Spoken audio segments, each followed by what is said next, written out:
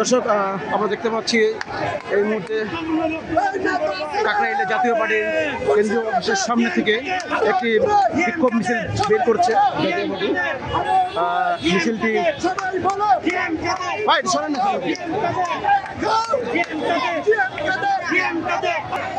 পুলিশের সাথে চলছে ধস্তাধস্তি, এক প্রকার ধস্তাধস্তি ভেদ করে পুলিশের ব্যারিকেড ভেঙে জাতীয় পার্টির নেতাকর্মীরা প্রবেশ করছে তাদের কেন্দ্রীয় কার্যালয়ের সামনে। আমাদের সকল বন্ধুরা, সমস্ত সদস্য যারা আছেন, আমাদের অত্যন্ত প্রিয় আদরের শামীম হায়দার পাটোয়ারি আমাদের মহাশয়, আমাদের চারদিকে যেদিকে তাকাচ্ছি সবাই তো আসতে পারে, সবাইকে দেখা যাচ্ছে না, আমরা চেঞ্জও করতে পারি না, আমাদের বাধার মুখে আমরা সব কাজগুলো করছি যতটুকু পারছি ততটুকু। তারপরে আমার মানে একটা জিনিসই মনে হচ্ছে যে আপনারা নিশ্চয়ই ফিল করছেন যে আমরা সবাই সবার সাথে আছি, আমরা কেউ একা নাই,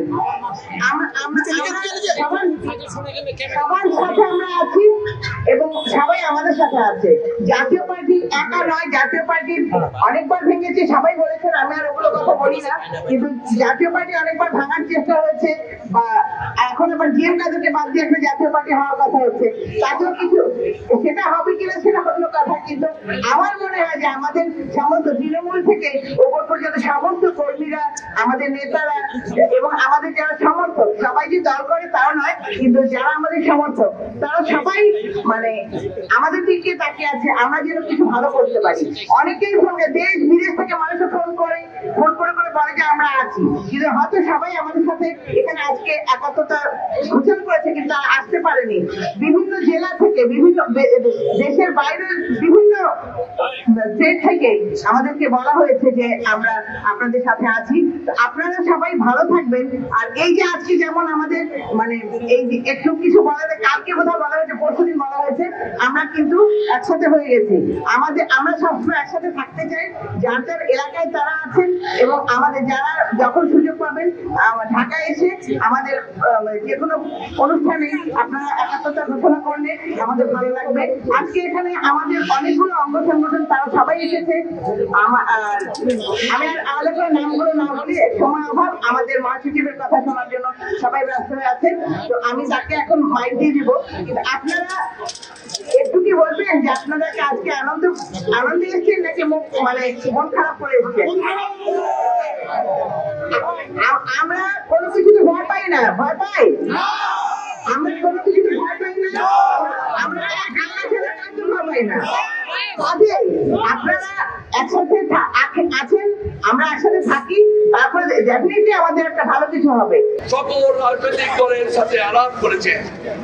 ওই দিন বঙ্গভবনে থেকে সিএম কাদের সাথে আলাপ হয়েছে, এর পরবর্তী পর্যায়েও একাধিকবার আলোচনা হয়েছে। কিসের ষড়যন্ত্র, কিসের ইঙ্গিত? কোন ইঙ্গিত জাতীয় পার্টির কর্মীরা মেনে নেবে না। বাধা দিয়ে আমাদেরকে দমন করতে পারবেন না। পরবর্তী পর্যায়ে প্রায় 144টি মিটিং এ 144 দ্বারা জারি করে আমাদেরকে দমন করতে পারেনি। শেখ হাসিনা 96 থেকে 2000 আমাদেরকে দমন করতে পারেনি। এবং গত 15 বছর এই যে শেখ হাসিনা নির্বাচন হয়েছে, আমরা জাতীয় পার্টি 2014-তে আমাদের পার্টির চেয়ারম্যানকে হোসেন মোহাম্মদ এরশাদ, উনি সেই নির্বাচন বর্জন করেছিলেন।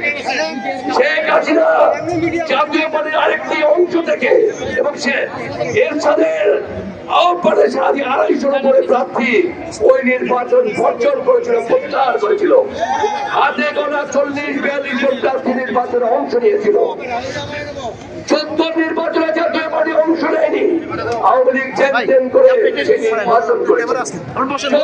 পরবর্তী পর্যায়ে মেয়র নির্বাচন হয়েছে, স্থানীয় সংসদ নির্বাচন হয়েছে, যত নির্বাচন হয়েছে 18 সংসদ নির্বাচন হয়েছে, সকল নির্বাচনে বিএনপি, জামাত, ইসলামী শাসনতন্ত্র সহ বাংলাদেশের 31টি দল অংশ নিয়েছে। তারা নির্বাচন করে অপরাধীরা, আমরা নির্বাচন না করে কেন অপরাধ হলো? এই বৈষম্য আমরা মানব না। আমাদেরকে বাধা দিয়ে রাখতে পারবেন না। আমরা স্রোতের মতো রাস্তায় নেমে এসেছি। এই রক্তাক্ত রাজপথের ছাত্রলীগের জন্ম হয়েছে। দরকার পড়লে আবার রক্ত দিব। আমাদের অধিকার বিএনপি, আওয়ামী লীগ, জামাত এবং অন্যান্য রাজনৈতিক দল কোন দলের চেয়ারম্যানকে কার্যক্রম কি আদালত থেকে নিষেধাজ্ঞা আছে? উপর নিষেধাজ্ঞা কেন আসবে?